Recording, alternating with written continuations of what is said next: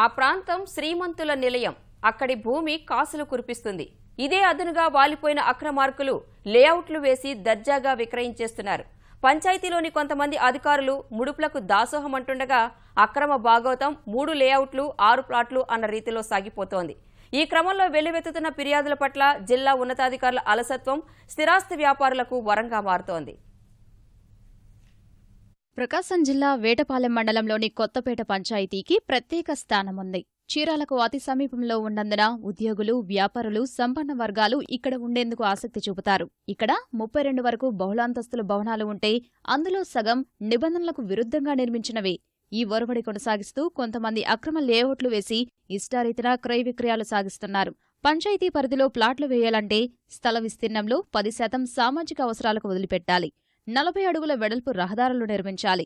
జిల్లా పట్టణ ప్రణాళికా విభాగం అనుమతి తర్వాతే పంచాయతీకి తగిన ఫీజు చెల్లించి ప్లాట్లు వేసుకోవాలి. ఈ నిబంధనలేవీ పాటించని పెద్ద పెద్ద స్థిరాస్తి వ్యాపారులు అడ్డొచ్చిన వారిని ముడుపులతో ప్రసన్నం చేసుకుంటూ నచ్చిన రీతిలో ముందుకు సాగిపోతున్నారు. ఇప్పుడు మనం చూస్తున్నటువంటి ఈ లేఅవుట్ అక్రమంగా వేశారు. ఇట్లానే పంచాయతీలో సంపత్ నగర్ లక్ష్మీ శ్రీనివాస కాలనీ ఆపోజిట్లో లక్ష్మీపురం వెళ్లే రోడ్లో కొత్తపేట గ్రామ పంచాయతీ ఇట్లానే చాలా వేశారు. ఇక్కడ ఏటు విలేకరుల కాలనీ వెనక కానివ్వండి, కుందేరు ఆక్రమించి కుందేరులో కానివ్వండి, లేదు సంపత్ నగర్లో కానివ్వండి, ప్రసానగర్లో కానివ్వండి, ఇట్లా ఈ రకంగా అక్రమంగా వేసి పంచాయతీకి ఆదాయం లేకుండా చేస్తున్నారు.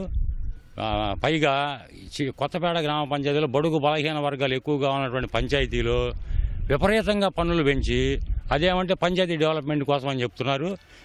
ఇటువంటి వీటిని పట్టించుకోకుండా పంచాయతీ ఆఫీసర్లు లంచాలు తీసుకొని వాళ్ళు డైరెక్ట్గానే చెప్తున్నారు, 5 లక్షల రూపాయలు లంచం ఇచ్చాం మేము పంచాయతీకి, మమ్మల్ని ఎవడేం చేస్తాడు అని. ఇట్లా నేను కలెక్టర్ గారికి, డిపిఓ గారికి, సీఎం గారికి అందరికి కూడా లెటర్లు పెట్టున్నాయి. గతంలో కూడా పెట్టున్నాను, దీని మీద కూడా పెట్టా.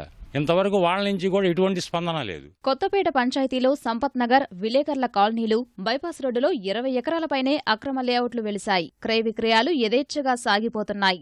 ప్లాట్లు వేయాలంటే ముందు పంచాయతీ సమావేశంలో తీర్మానం పెట్టాలి. అలాంటివేవీ ఇక్కడ పాటించడం లేదు. ఫలితంగా పంచాయతీ ఆదాయానికి భారీగా గండిపడుతోంది. ఇందుకు సంబంధించి వెల్లువెత్తుతున్న ఫిర్యాదులను పట్టించుకునేవారే కరవయ్యారు.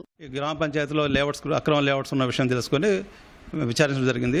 దాని సందర్భంగా హాయ్ రెస్టారెంట్ పక్కన ఒక 2 ఎకరాలు, తర్వాత ఇటీవల ఎస్ఎల్ఎస్ కాలనీ పక్కన ఒక 2 ఎకరాల్లో అనాథరైజ్గా లేఅవుట్స్ వేస్తున్నారని తెలిసింది. అక్కడ పోయి వెంటనే వాటిని నిలుపుదల చేయడం జరిగింది. తర్వాత అక్కడ బోర్డు గ్రామ పంచాయతీ తర్వాత బోర్డు కూడా పెట్టడం జరిగింది.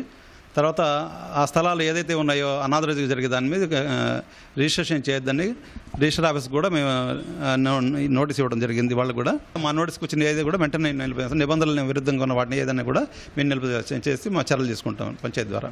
లేదండి, ఇప్పుడు మాకు తెలిసిన వెంటనే మాకు ఏదైతే మా నోటీస్కి వచ్చిందో లేదా మేము ఫీల్డ్ వెరిఫికేషన్లో మాకు వచ్చిన ఏదైతే ఉందో వెంటనే మేము స్పాట్లో మేము చెప్పడం జరిగింది. ఎవరు మాకు మా నోటీస్ రాకముందే మేము నిలుపుదల చేయడం జరిగింది. అట్లా ఇటీవల దాని మీద వచ్చినప్పుడు మేము మళ్ళీ వెరిఫై చేసి మా దగ్గర మేము చేసిన ఏం చేస్తారని ఆపడం కూడా జరిగింది. పనులు అయితే ప్రస్తుతం నిలుపుదల చేయడం జరిగింది.